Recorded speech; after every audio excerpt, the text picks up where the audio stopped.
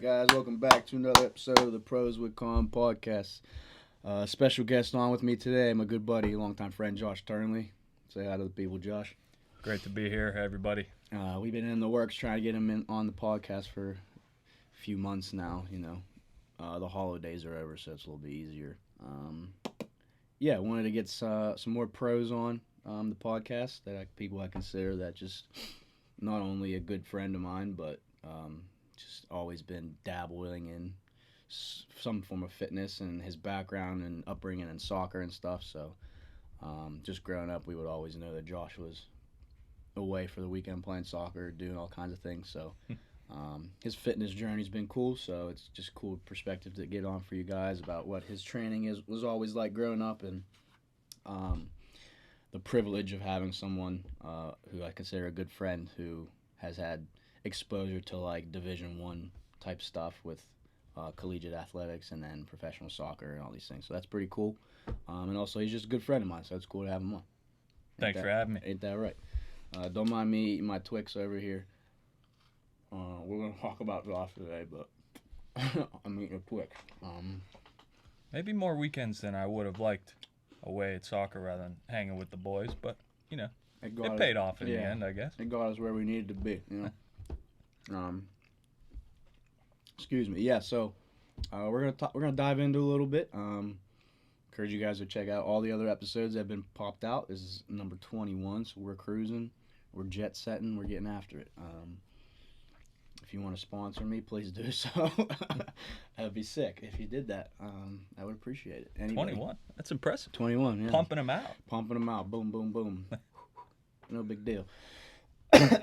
Josh and myself love to quote movies, first and foremost.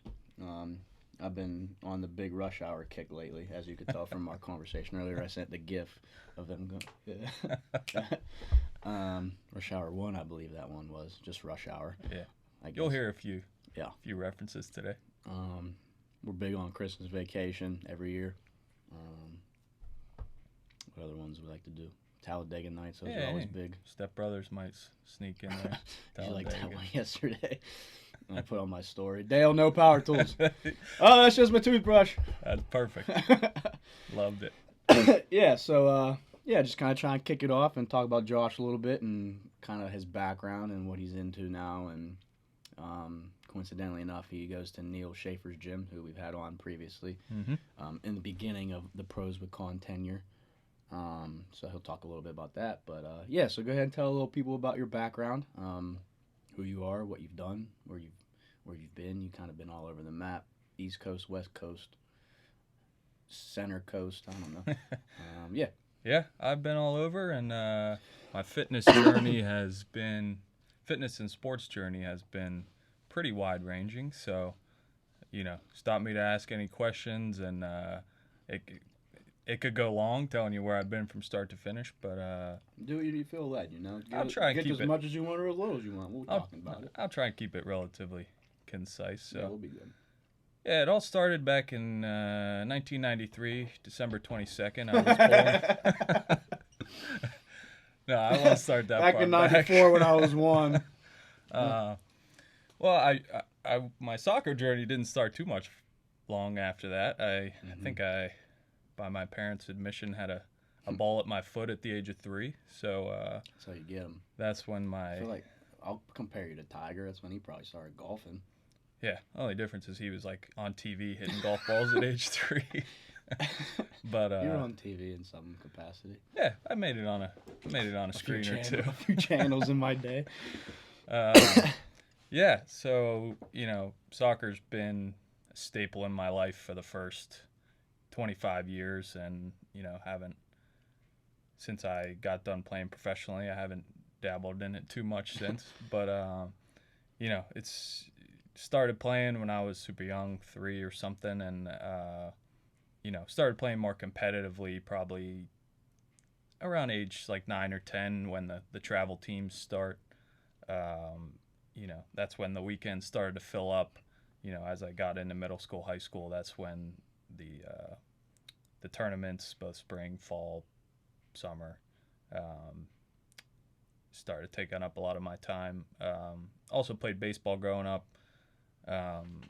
Or my she dad. currently sponsored on the Little League team. Oh yeah, my dad was the coach when I was a little leaguer and really loved baseball. But when I got to like freshman year of high school, it became too much to try and do competitive travel baseball and soccer at the same time. So I was always kind of leaning towards soccer. My two older siblings played soccer, so felt like the right path for me. But um, I'll come back to my fitness, more non-soccer related fitness journey We'll circle back. in a second. But so I played soccer at Beaver in high school. Was also playing for a local club team, travel team, all through middle school, high school. Was fortunate enough to get an offer from Georgetown to go and play D1 soccer in the Big East, which was super exciting for me. I was looking at a bunch of schools, and What were some other schools that you were considering? I think I know one. yeah, I took some visits, a number of visits. A few of the ones that were kind of narrowed down to my top five. Probably Pitt was up there. VCU down in I think Virginia that was was the one. one I'm thinking about. I don't know why, but Yeah, I remember you liked telling me that. VCU. Virginia Commonwealth. That's right. The What's Rams or I was something. gonna say, what's their mascot? Go Fighting It Rams. might be the Rams. What else? Villanova was up there. And I guess now that I think about it, a few Big East schools, because Pitt and Villanova, yeah. Georgetown, all Big East at the time. Duquesne, I actually took a visit to. Robert Morris, which where my brother played. Actually, Robert Morris just came down to my brother went there, and I was maybe excited to follow in his footsteps, but Georgetown came in with an offer, and that was always like my reach school. Like Yeah. if I could hand place myself in a school, Georgetown was right up there. So Pretty top program, right? yeah, and the soccer bad. program really it took off maybe like a year or two before I got there. So I got there at the perfect time where like the seniors when I came in as a freshman, they were big time. We made it to the national championship my freshman year. I didn't play a whole lot my freshman year, but that's when the program really started to take off, and my 4 years were incredible. We were in the NCAA tournament every year. Never after my freshman year, we never made it back to a Final Four, but Close, right? Elite Your Eight senior one year, you year. were close. Yeah, Elite. I forget if it was Sweet 16 or Junior or Elite 8, senior, I remember we came down. It was like one of the later rounds of the tournament, or Sweet 16 or something like that. Yeah, all 3 of the years after freshman year, either Sweet 16 or Elite 8. But Georgetown was a fantastic experience, and again, I'll circle back to what the training, off soccer training was at Georgetown. But so graduated in December after my senior soccer season. Reason being that the MLS draft is in January, so I was fortunate enough to get drafted by Los Angeles Galaxy. I was I think first pick of the 3rd round. I remember I was in class. I was keeping an eye on it. Very exciting. Some legends on the team that I grew up watching that I ended up taking the field with, which was really exciting. So, obviously a dream come true for me. Worked my first 20-ish years of life to hopefully be a pro soccer player, and yeah, nothing to it. Didn't have the lengthiest career, but managed to play 3 pro years, so 2 in Los Angeles, and then I spent 1 year in Sacramento, which you came to visit me in both places, which I very much appreciate. Yeah, true friend. Those were all my California trips, and I think I'm good on Cali. Like, I don't think I need to ever go back. I think I was there. Was I? No. Yeah. Every time I've been there, it was to come visit you. It was we went to a couple different cities.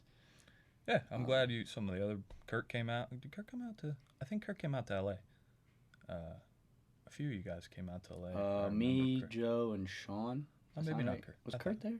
I can't remember. I don't know either. But I think I have a picture. Anyway. Yeah, anyway, so fond of California, but happy to be back home on the East Coast. Yeah, definitely got my fix. I was out west for a few years.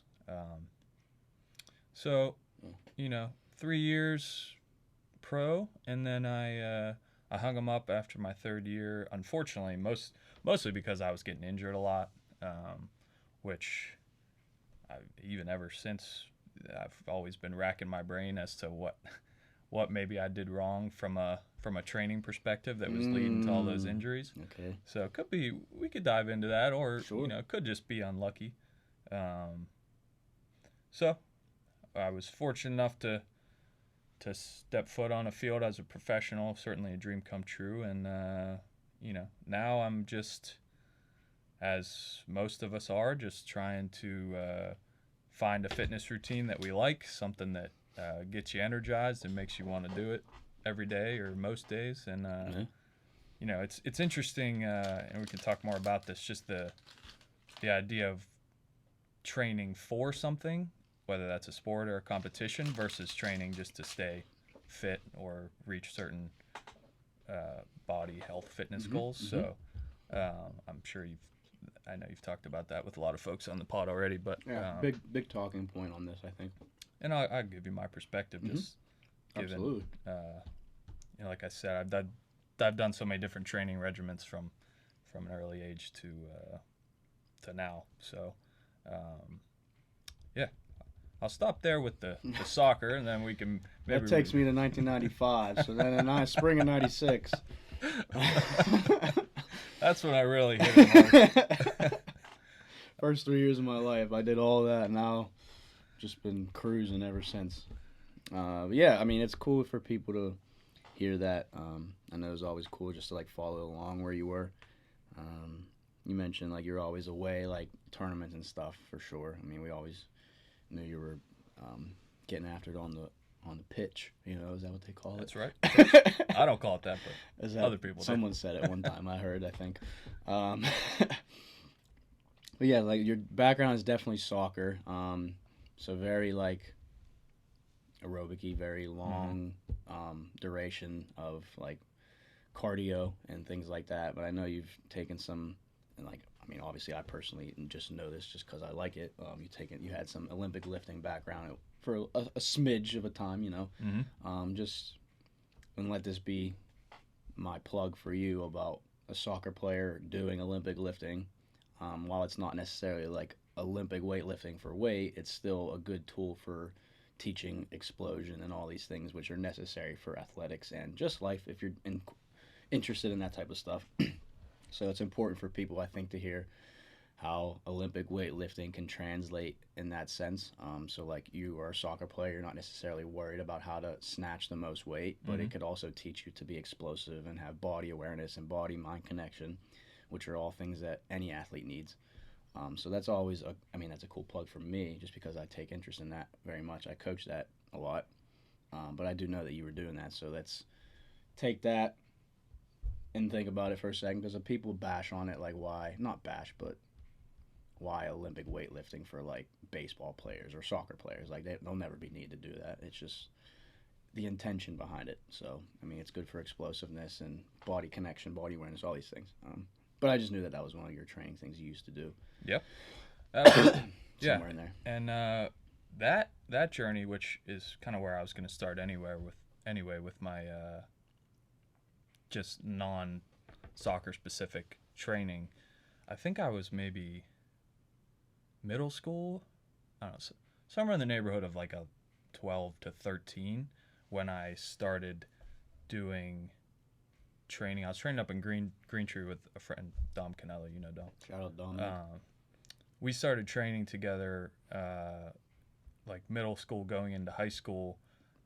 There was a gym up in Greentree that a buddy of his just kind of took Dom and I in as, I don't know if we were his first two clients, but some of his earliest clients. And I think he certainly experimented with us a good amount.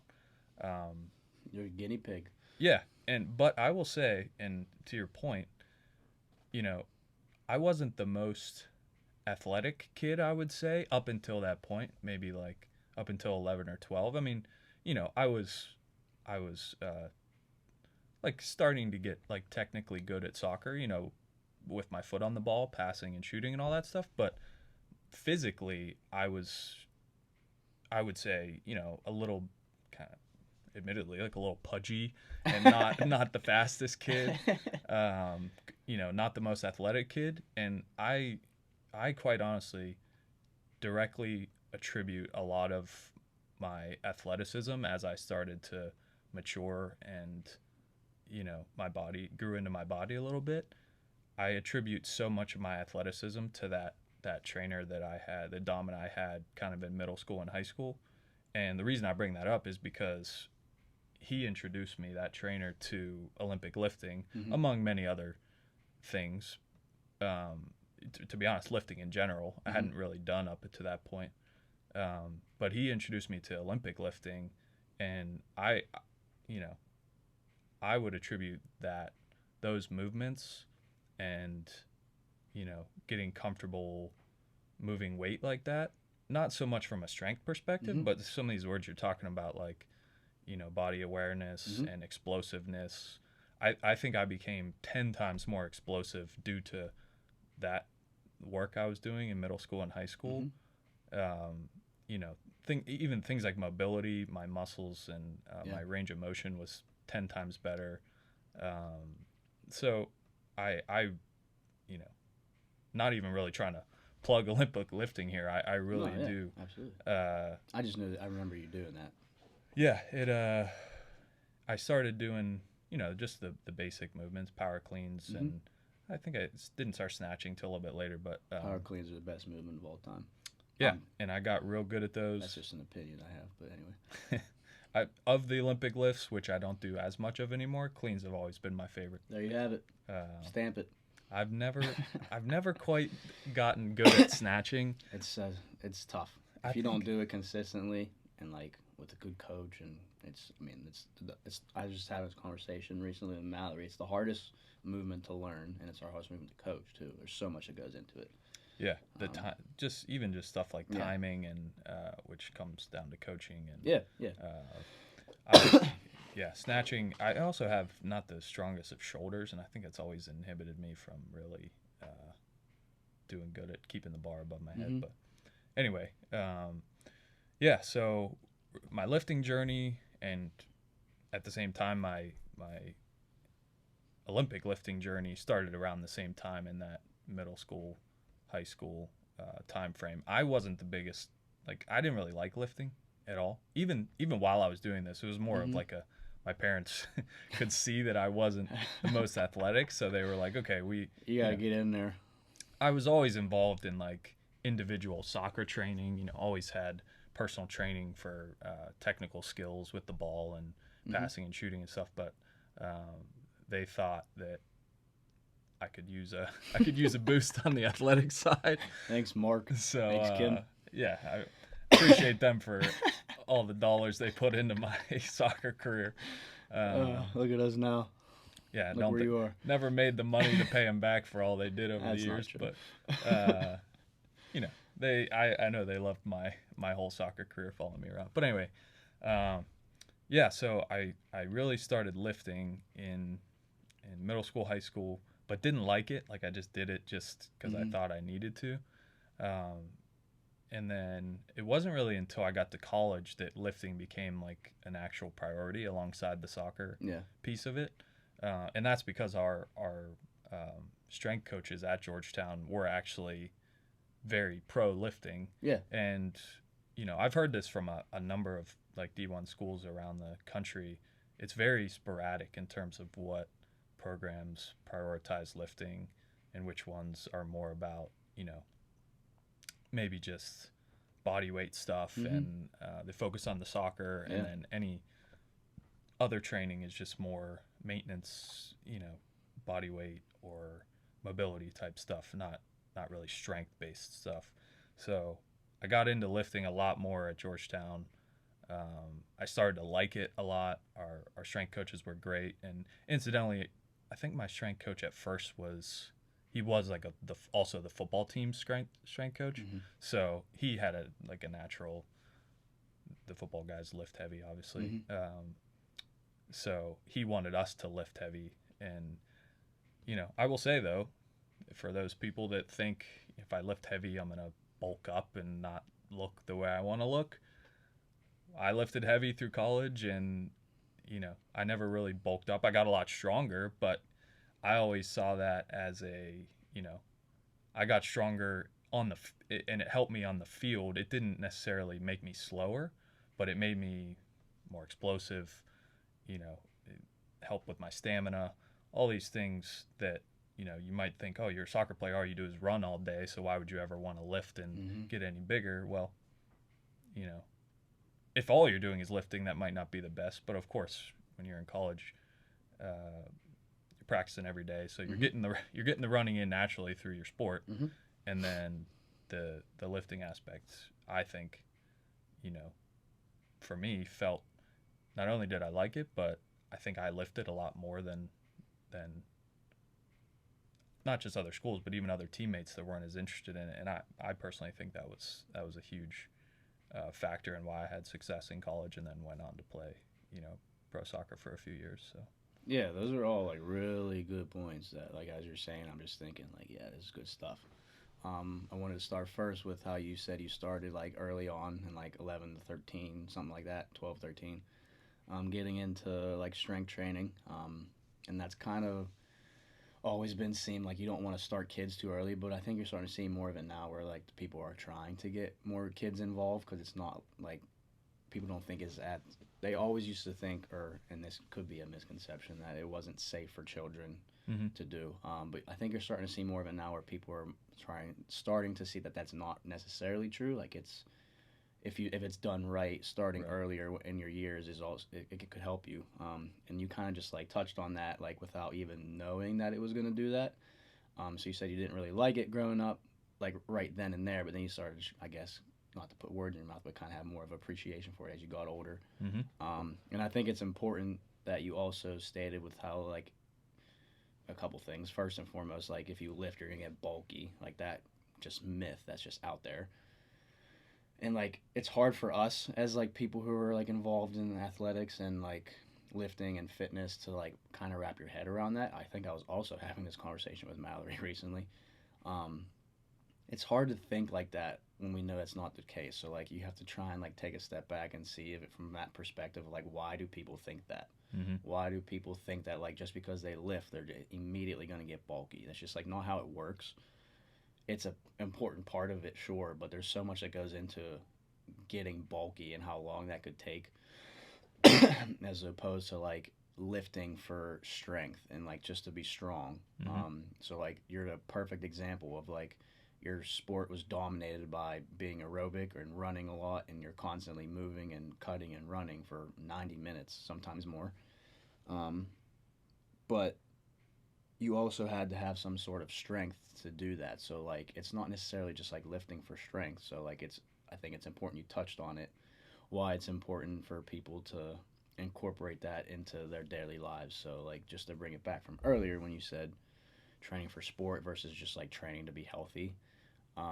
Lifting is good for both. It's just the intention behind each one. So like when you get to college and you start to see like an actual strength coach and how they program and like why it's important, I think that's just like a super cool point for people to hear from someone as like, I mean, you're not gonna like how I say this, but it's just the truth. Like high caliber athlete, because you did make it to D1, you made it professionally. It's just facts of the situation. You have to be pretty good at to do those things, as opposed to someone that's just like trying to lift weight to be strong. Lifting is phenomenal for you. It's resistance training. It's getting you strong, to even just sit down or get back up. But you can also apply it in the sense of like balancing the cardio and all the running you did. So I think it's just important for people to hear. Like I was gonna talk about that. You kind of just brought it up naturally, which is a cool talking point. But yeah, that's just any further thoughts on that or. Well, I always looked at lifting, like I was saying, I didn't like it in high school, and I was a little scrawnier in high school. Yeah. I started to kind of grow into my body in high school, but I was still kind of scrawnier. And I was just told by, people like my brother who was in college, had played D1 college soccer and said, I don't know if he said it quite this directly, but, he kind of said, after having experienced it himself, if you don't get stronger, you're going to get eaten alive out there. Like college soccer is a much different animal than high school soccer. The people are a lot stronger. They will toss you across the field if you're not able to hold your own. So that was like part of the reason that I was like, okay, I better jump on the lifting train more intentionally. Yeah. Um, That's good. You kind of had that, yeah, not edge, but like in a way, yeah, and giving you some insight from someone that's close to you and you could trust. for sure. And my brother was always into lifting, so Mm-hmm. you know, I just wasn't, but he certainly made me realize that to succeed at the college level and the pro level, um, you know, lifting was going to be something that I needed to partake in and might be a differentiator for me. I think the thing that was interesting in college was I never expected to lift as heavy as we did in college. And it goes back to my point. Like, we lifted heavy, but I never felt heavy myself. Bulky. Yeah. So, you know, there were days where my strength coach, I think my freshman, sophomore year, he used to call it burning the bridges. And it was basically a squatting thing where you'd go up to not your 1 rep max, but something you could probably get in the 5 to 10 rep range. Mm-hmm. And you would take put the bar, take that off the rack on your shoulders, and then he would take the what do you call it, take the rack off, so you could not re-rack it. So so then there were those like straps, yeah, that were basically right below where you need to squat to. where you need to squat to. Yeah. So the idea was you just squat until you fail and just fall. You just let the bar fall onto those straps. So my point being, it wasn't just, you know, I'll say a weight, just, you know, it's all relative, but for us, like, it wasn't like just throw 135 on the bar and just do a few reps and then get out of there. We were lifting to come up with, you know, to get stronger. We were tracking our, you know, not a lot of times 1 rep max, but maybe like 3 or 5 rep max, whatever. And that was across a bunch of different exercises, you know, squats, bench, power clean, snatch. We did it for all that stuff. So I was surprised by how much I lifted in college. And I always just thought they would do more of, like what I said, just mobility type stuff, or you know, maybe injury prevention type stuff. And that's an aspect that I always thought is a big reason why I was able to make it to pro soccer, because I had the technical ability, and then I kind of meshed that with the physical component of it. And again, never felt bulky. I always felt like strength training was just good for, you know, I keep saying the words explosiveness and stamina and injury prevention. Yeah, I was just thinking that when you said that, like, you thought it was going to be more like injury prevention stuff, but like lifting is kind of prevention in a way. Yeah. We know that, but like for people in general, so like just to make your point. But I was just thinking that when you said it. And just you know, you think about just like the movements you do on a soccer field, on a football field, on a basketball court. To me, I thought you were about to say basketball field. I almost did. To me, like, just movements that when you're doing it are maybe second nature to you, whether it's cutting or jumping and landing on one foot, or these movements that I feel lifting helps, where, you know, like, you might be more explosive out of your cut if you're lifting versus somebody who doesn't lift. And those are just soccer specific movements, but they're things that lifting and strength training translate to that you may not even realize that make you maybe even that much better, 1% better than the guy next to you, which is what sets you apart from, you know, sets the good and the great apart. So from being on Mark C. Turnley's Little League team or not. Yeah. We didn't, Mark only wanted to take the best. If you don't have that on your sleeve, don't even talk to me. That's what I always said. So I'll jump to pro soccer, because I think pro soccer, the training side, the non-soccer training side of pro soccer, ended up being more similar to what I expected in college. So, you know, I don't know how many people know or realize what what lifting and strength training is like in pro soccer, but at least at the teams I was at, heavy strength training was not a priority at all. Mm-hmm. You know, it was 95% soccer. You go to practice, get your work in on the field, and you know there's the cardio component. Obviously, in preseason, you're doing all kind of running, Mm-hmm. but the strength side of it was, you know, either very light or in sometimes, you know, in some cases non-existent.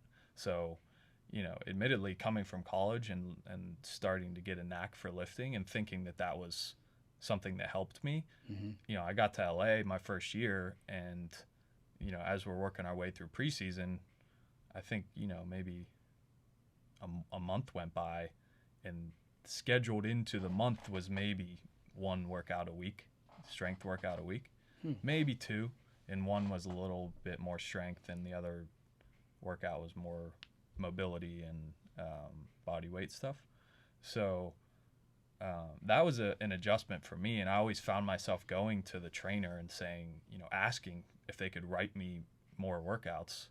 And I think, you know, at the pro level, there's and they're sophisticated. You know, these trainers, they track everything. You know, Sure. in preseason and in games, you're wearing the tracker on your, you know, basically wear like a sports bra, and you have a tracker Mm-hmm. for every practice, every game. In preseason, we wore heart rate monitors, and they're tracking, you know, the distance you run in practice, the distance you run in games, the intensity of your running. So they have the ability to track like how many sprints you did in that game, what speeds you got up to on every run. So it was obviously from more of a cardio perspective, all their tracking. So, you know, I think, don't quote me on this, but I think they tried to only work lifting and strength in as it made sense in terms of what they knew to be your workload in practice. Mm-hmm. So like if we had a real tough practice and there was a lot of, you know, playing in practice, which is a lot more running than just, you know, drills that are stop and start, you know, they were very wary of having guys come in after practice to do any sort of strength training. Even if you asked for it, they're like, no, you did enough out on the field. We don't want you to get hurt. We'd rather you not. So pro soccer was very interesting in terms of how they prioritized lifting, and it was far less than I experienced in college, which was an adjustment for me because I started to like lifting in college. So That's interesting, I guess you could say. Were you more of a fan of this college kind of setup as opposed to pro?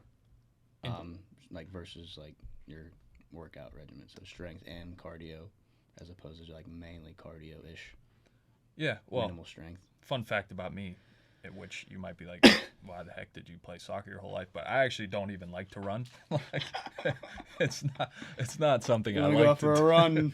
Like Kind of that. fancy a run right now. Yeah, going out for a Yeah. run, I would rather do a whole lot of things rather than go out for a run.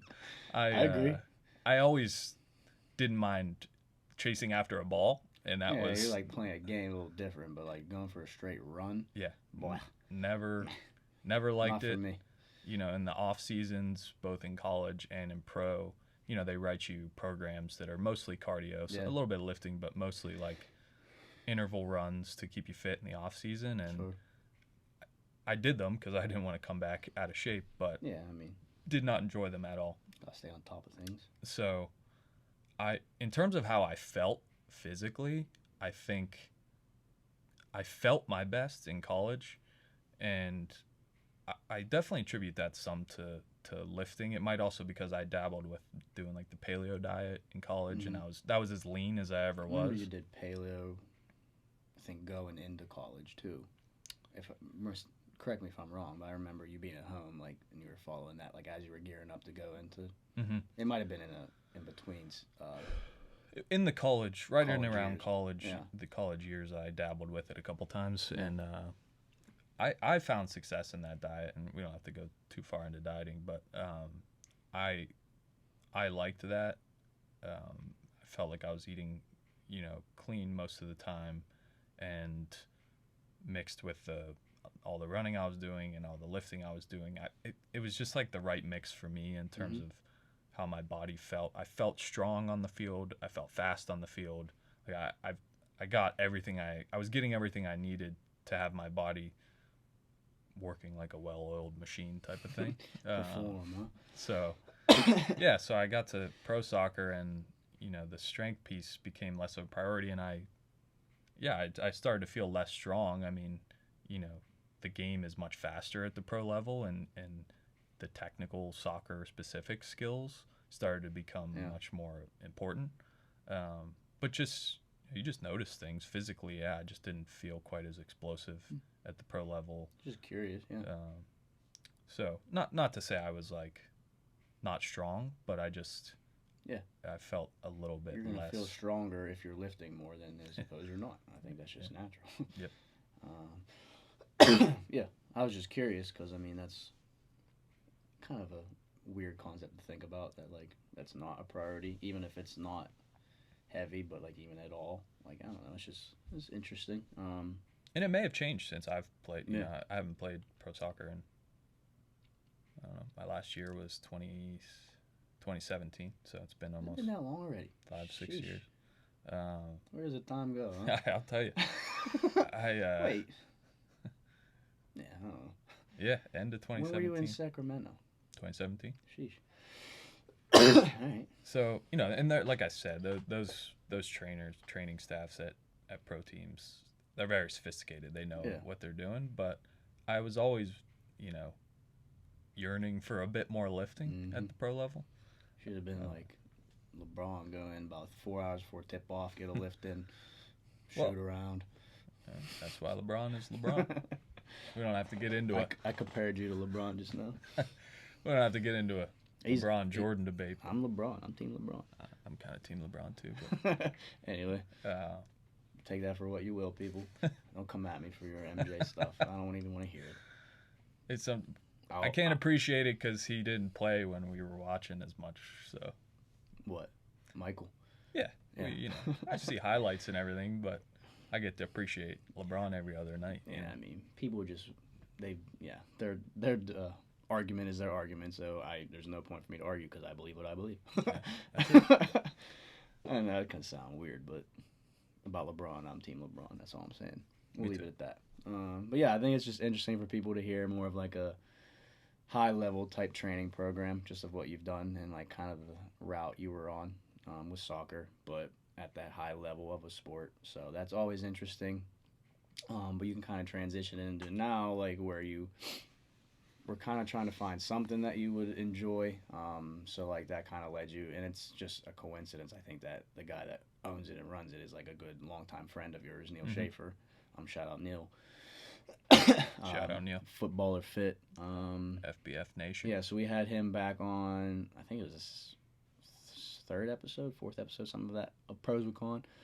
So that was cool to connect with him because I've known him forever just through you and your brother, but just kind of have him in here because he has a lot of the similar mindset on stuff as far as like training for life, and how that applies to like being a good father and being a good mother and just being strong and healthy enough to do things in those later years, which is a big point we want to try and make on this podcast because that's the majority of the people. I'd say like your life as a soccer player is like in that top 0.1% of like people that like do things like training at a high level, performing at a high level in that professional sense. Even Division I, super hard. But I think it's also interesting how you kind of transitioned out of soccer and more into just working out to be healthy and stuff now. So it seems like you found a good home for that at Footballer Fit because it's kind of tailored to like what you've grown up knowing. Yeah. I'd say it's a little bit more advanced just because Neil does a real good job from what I can see on his programming, and we've talked about it when he was on. But go ahead and talk a little bit about like what you do now. So like everyone who's heard that episode, they kind of know what Footballer Fit is, but how you found that and like what you like about it and all these things from your perspective. Yeah, and like I said before, I'll be honest, my post-soccer career fitness journey it's up until recently, it's been a struggle for me, and it's still a little bit of a struggle, just the motivation aspect of it. Yeah, just I think a couple things tie into that, and we can talk about it, but go ahead. Yeah, going from, like I said, always training for your sport or for a competitive event or season once that stopped, the motivation for wanting to. You always had a place to be. You knew what you needed to do. Exactly. And I always, and I even always told myself, like, when you're done, you're not just going to, you know, wither away into the sunset. You're not just going to never work out and just, you know, drink beer and hang out. You do enjoy a cold Miller Lite, huh? Ooh, I like a cold one. I've switched over to Coors. Oh, you're a Coors guy. Yeah. Huh? The Rockies, huh? Yeah. That's what Vail does to you. Always blue over there. Yeah.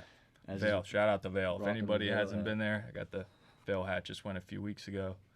It is a magical place. I'll go to Colorado yesterday, so don't have and to actually, go twice. As it relates to fitness, I snowboarded a couple days out there, which I hadn't snowboarded in a few years. And you talk about, like, you know, training and how you use certain muscles and different depending on what you're doing. I left the slopes each day like just absolutely wiped, sore. I was like, man, I thought I was in better shape than this. But you know, when you don't do it, you're using muscles, and my calves were killing me after each day of snowboarding. My groins, which are those kind of like stabilizing muscles, were abductors, adductors. Yeah, I was. And Johns. I don't know if I could have snowboarded any more than I did. I only did it 2 days. You reached your limit. But anyway, where were we? So my current fitness journey has post-soccer fitness journey. It took me a while to figure out something that I liked and that kept me motivated to keep going. Like I said, I thought I would just be like, oh, I'm done playing, but I like to work out, so I'll, you know, I like lifting, so I'll just do that. But I'm sure you did it, and this is another reason. Like, you did it for so long, every single day of your life. You just like wanted to like chill for a little bit. Yeah, there was definitely the burnout phase, which lasted I don't know, maybe like a year after my last season, and some other circumstances too. I went to New York after that and had a job that I was working 80, 90 hours a week. So fitting fitness into that was a struggle in and of itself. Yeah. For that year I was in New York, I didn't work out much at all. And then, you know, over time I started to see the changes in my body and just how I felt. I mean, just general health wise, after that year of, you know, high stress work and very little working out, I was like, man, I feel horrible. Just everything. That's a big part of it. Like, as we get older too, and like people who are older, like, you're not even that old. Like, I mean, you still see the difference. Like, we could, as I eat a Twix over here, eat whatever we want to, do whatever we want when we were younger, and then we'd be fine. But like, as you get older, if you don't, like, you feel your body properly, even now, like, if I don't eat properly, like, I can just tell how my body feels and responds when I work out. Oh yeah. And that's just like something you gain with experience over time as you get older. And diet has become like a focus of mine, or it's hit or miss with how much of a focus I put on it. Well, and like just eating clean and knowing that, like, if I eat this, it's going to make me feel like garbage. Well, yeah, I guess more than anything now, I'm very aware of, you know, actually, I'm very aware of my my eating habits. You got any more of that, Twix? No, but I can tell the times, like, the way my body feels, I can tell very quickly whether I just had a week of eating and drinking poorly on, you know, a couple weekends in a row versus, you know, staying pretty clean. Like, it's become very apparent to me what, you know, what I need to do to keep myself feeling the way I want to feel. Yeah. So anyway, I'll just fast forward to when I got back home from living in DC last year. There was kind of a couple years in there when I was away, like I said, where I didn't belong to a gym. I was just kind of, I've done so many different workout regimens that I was like, you know, I don't need to sign up for any sort of programming to follow along. Like, I've done every exercise in the book. Let me just kind of manufacture my own workouts, which turned out to be not good. No. You know, walking in a gym, Tough, real tough. yeah, and you know that's You why think you have all this knowledge and experience, but like where do you even start then at that point? And then it like is. even constructing it yourself is a whole different thing. It's tough. I have such an appreciation now for you guys and guys like Neil on the that do programming Hmm. that you know I thought I could just walk in the gym and or you know 15 minutes before Hmm. just write down okay I'll group these things together, Yeah. group these things and it'll be a great workout and I would try and I find myself There just might be one or two in there, here and there, that kind of thing, but the accountability for that is tough. oh yeah Like you're just like you know what you're writing and what you're doing, so like it's hard to hold yourself accountable to that if you're not really committed, and that's hard in itself.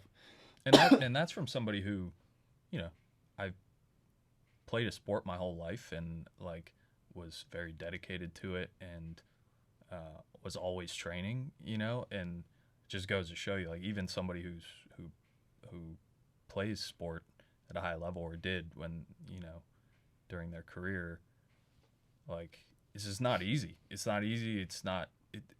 It's The not as easy as it may seem. Yeah, you think like, oh, I played a sport my whole life, so fitness will never be an issue for me. Hmm. But it got hard in a hurry for me after Downhill real fast after soccer, and you know, it wasn't really until recently when I got back here and I started going to Footballer Fit that I really like had a newfound, you know, energy for working out, Yeah. and I would certainly attribute that to I know Neil super well, and Hmm. you know. I trust him, and he's always been into fitness. You know, Yeah. being a close friend of my brother's for so long, like I've seen how hard he's worked, Yeah. and how much emphasis he's put on the non soccer specific side, the training side. Yeah. And you know now he's still a to me who's trying to you know get back to a level of fitness that I'd like to be at. He's a kind of just like you. I think of you and Kurt, fitness freaks to me. I don't know about that, But yeah, I've really resonated with Footballer Fit, probably mostly because, like you said, Mhm. it's coming from a guy who had a similar experience to me. Yeah, you yeah, know, played absolutely. college soccer, played pro soccer. Like he has done all the same stuff I've done Yeah. in terms of, you know, fitness regimens. So it just feels natural, like the type of things he works into the workouts and Yeah. um, you know, I think for me as opposed to what you guys do, I like the maybe a little bit more cardio heavy aspect. Mhm. Not that you guys don't have cardio, but or not that CrossFit doesn't have cardio, but the way he structures his workouts to be, Mhm. you know, a little bit more hit heavy, and then you know, usually a full kind of I don't even know what he calls them. There's like three different stations, more or less. Circuit training. Yeah, three different circuits, Sure. and one of which is mostly cardio based. So you know, I think I've found that to not only show some of the results I want to show, but you know, after doing it for a few months, I feel 10 times better than I Yeah. did before it. And I was trying to work out before that, but you know, I think like I said, even though you would think, like I thought because I played soccer my whole life, like the motivation would never go down to want to stay fit and work out. Trying to do it myself versus, you know, joining a gym and like going in there. And there's obviously the camaraderie and Mhm. community aspect Yeah. of it too, which I appreciate. But just that accountability of having the gym to go to and keep up with has made my reinvigorated me from a fitness Good perspective. word. Good word. So, and I know you guys obviously focus heavily on the community aspect Yeah. Hmm. of the gym, and you know you're trying to get people to where they want to be with their goals. But it's much more fun when you come in and Yeah. see people you know every week and can, you know they're trying to reach their goals, and it's just like a natural motivator for yourself too. So, um, I think when I first moved home, came and did a workout with you, and you know, couldn't walk for 2 weeks after, and That's just not true. I was sore as heck for a couple weeks after. You did And great. that didn't deter me from continuing to do CrossFit, but yeah, I always knew I wanted to try Neil's gym out, and yeah, football fit's become it's become great for me, and just the type of workout that keeps me energized. So Yeah, and I think you said all the things that pretty much would have to be touched on, like accountability, um, showing up and having the thing kind of just programmed for you. You just have to show up, and that's what you're doing for today. And who it's from. So make sure you find a good coach. And Neil. So Neil is like one of the smarter people I think we would know, just from the whole business standpoint. Having conversations with him and just how he programs, it seems like he knows what he's doing. I mean, you can just sell like numbers don't lie. Like you get clients in and out. That's just a good sign. The background and everything, like it definitely fits with. I mean, just from my perspective, who you are and what you've grown up to be. So like that's kind of a point too we always want to make on here. Like we obviously preach CrossFit, but that's like all inclusive in the sense that like you just want to find the place that works for you the best, like the one you can resonate with the most. So like finding that community that you're is obviously very important to us and just in general, but that could look like a number of different things. So footballer fit is one of them. I mean, I just came from Mallory's gym, took a class with her. It's the same thing. Community is big there. Like you have to have that culture, and she's done a fantastic job of creating that. So it's just knowing where to go and find those. We try to do that here at Aurelius. I know that Neil takes good pride in that as well at his gym. And then just like having that credibility of it actually works, like you see results that you want. So like all these things are definitely tied in. We like to talk about. So it makes sense from my perspective that you're there because of just who you are and what you've grown up loving, but also like just what you find what works best for you and you do it, that kind of thing. So like that doesn't mean CrossFit specifically what would work for you as opposed to someone else, but you just find what works. So like football or fit has been a good home for you, I think. It just makes sense. Everything you've grown up doing and you like it, that's have fun. That's probably one of the most important parts of it too. And you enjoy yourself. So like, what else could you ask for? You know what I mean? yeah, and I think you've said this to me before about the way you guys try to build Aurelius is like you're not you want people to reach their goals and whatever those may look like, and if that ends up not being CrossFit, like if they come and try it, but you know we talked about that a lot with Neil when he was on. Yeah, and it's just, and Neil feels the same way. Like it's not like there's any offense taken if you try it and it ends up being not for you. Yeah, and I think that's that's an important piece where like you guys understand that, Neil understands that, where it's like, where I'm happy to have you come in and give it a shot, but if this ends up not being what gives you energy or what you want to, what you think is going to make you reach your goals, then go try something else. That's absolutely. It's about whatever makes you feel good and whatever works with your lifestyle and whether, or if it's the type of movements. I mean, like you said, I know a lot of people are spooked by the type of movements you do in CrossFit. Yeah, I would say they see things and get intimidated for sure. Yeah, and and I'll say not all of the movements that you guys do, but even football or fit, we from time to time do power cleans and not so much barbell snatching, but a lot of dumbbell snatching, and sure. I know that because Neil has a CrossFit background, or not full CrossFit background, but he's dabbled in that plenty. He finds ways to work that into his own programming. Definitely. So, but yeah, it's been fun. I really I feel like finally like I'm back to a regiment and a level of fitness that's good. That is, I haven't felt, I'm not back to my fighting weight from my career, but you're walking around 250 trying to get back down to 200. But it feels good to have I'm starting to actually feel more like explosive even when I'm at the gym. Like maybe when I first started going like a year ago or a little bit less than a year ago, I was I felt lethargic in the movements, and more than anything, it's not just about like now I can squat more than I could a year ago. It's like I just feel more more athletic doing the movements, which for me is something I take as a huge positive as far as seeing results. It's not necessarily like, oh, I squat 100 pounds more or my body looks better. It's just like how I feel when I'm doing the movements. I feel more athletic and more explosive, all those things. Yeah, I think you just said, like, if you feel in those ways, the other ones kind of like take care of themselves. Mm-hmm. Like if that's like you want a goal, so focus on how your body feels with strength and how you're feeling just physically and mentally. Like I think that all that other stuff kind of just like falls into place, like how your body looks and all those things and the numbers and what your goals and intentions are. So that's an important part. And then also you did say like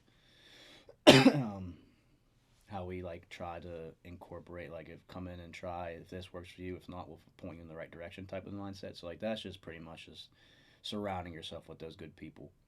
So like I can't tell you how many times Mallory has pointed people in this direction, or people have pointed people in her direction where they want to go try a boxing class because can't speak enough to like what she does. We were having a conversation before we started. Just I said I was coming from there.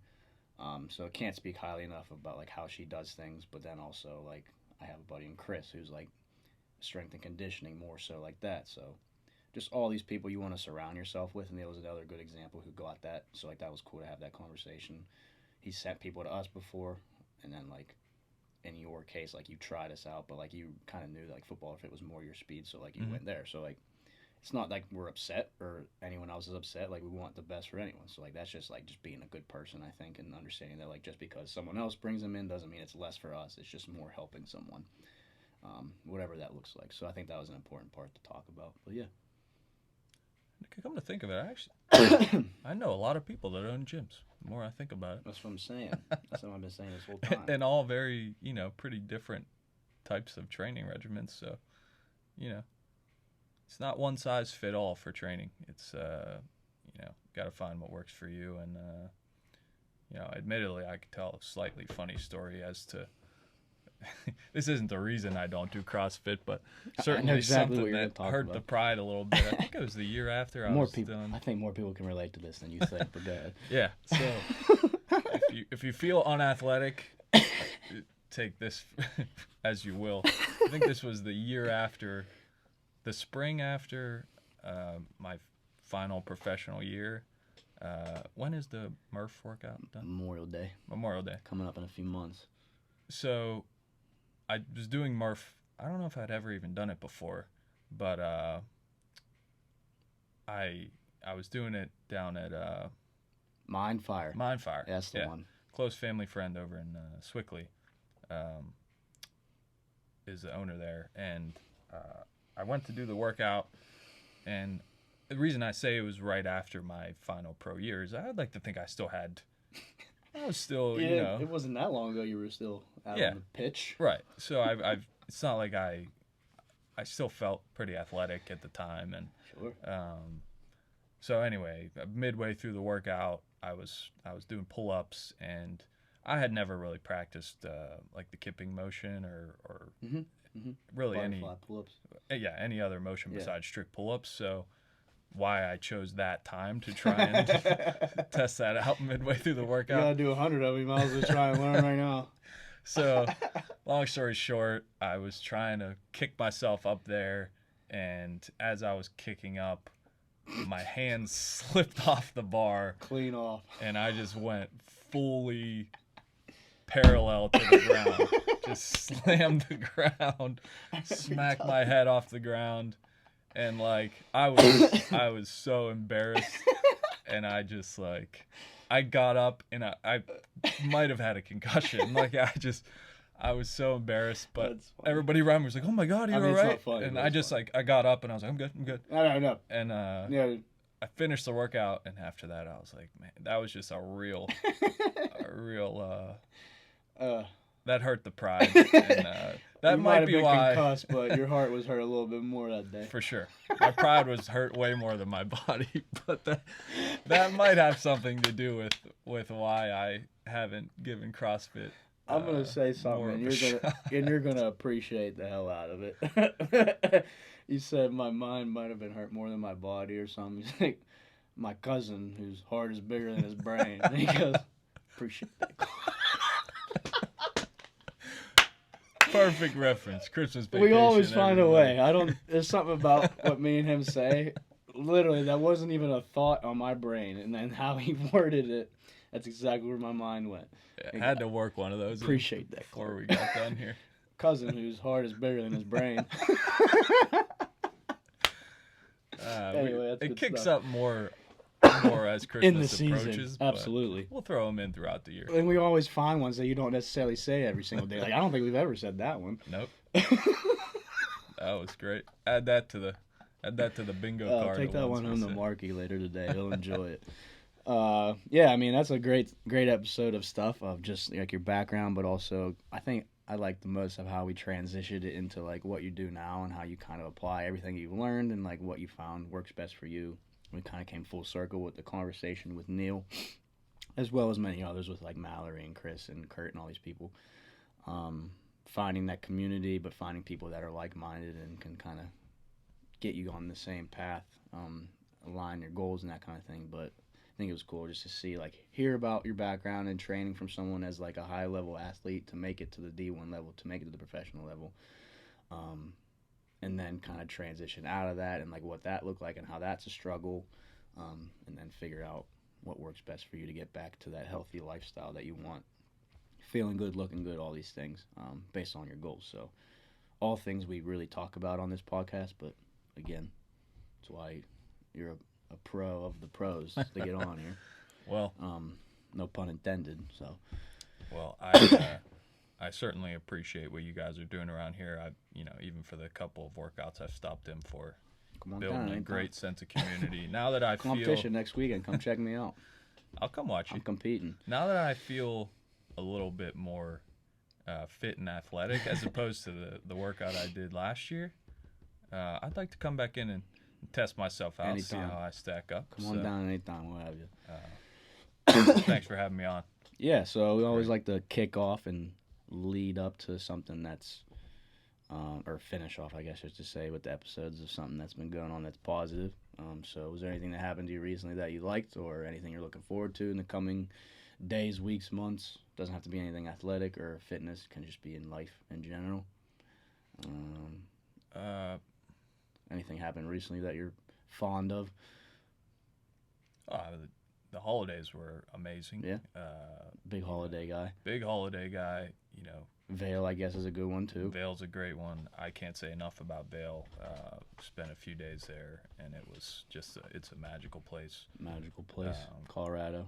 Holidays were wonderful. Yeah. Packed as much stuff as we could. I always cherished the holidays when we were growing up because that's like really the only time we would ever really see you, and we could all get the friends together because you were home for like Christmas. So those were always cool. Oh yeah, I know that growing up. Coming up, I didn't mention this, but most of my athletic ability now is geared toward golf, as far as sports related. One thing I wish I got into sooner or earlier in my life, but yeah, well, we'll get you back out there this year. Let's hope. So I'm taking a trip to Vegas to play some golf next month. Looking forward to Perfect example. So, and just in general, waiting for the weather to warm up, get out there on the course. I'm sure most people could appreciate that. Yeah, we're in those like long, dark months. January, like February. Once the holidays are over, I'm like, all right, now we could just be done with snow and get into the summer weather and all that. Agreed. Yeah, just for myself, got the competition next weekend, so that's always fun to look forward to. It's here, so it's a little bit easier to navigate. So I'll be competing with Pete. Come check us out. Saturday, February 4th. We'll be going on. Happened recently, just a lot of good things with just people here. Clinics and stuff at Bachstrong. Always look forward to those, and just getting good workouts in. But I mean, nothing really too crazy going on for me. That's pretty much it. You say that. Huh? You say that. You're a busy man these days. Busy. I mean, but all good things. All things I'm motivated towards and just enjoy doing and being with people like that. So, yeah. Love it. Cool. Thanks for coming on, buddy. It was good to have you, and I appreciate that, Clark. All right. We'll see you guys next time. All right.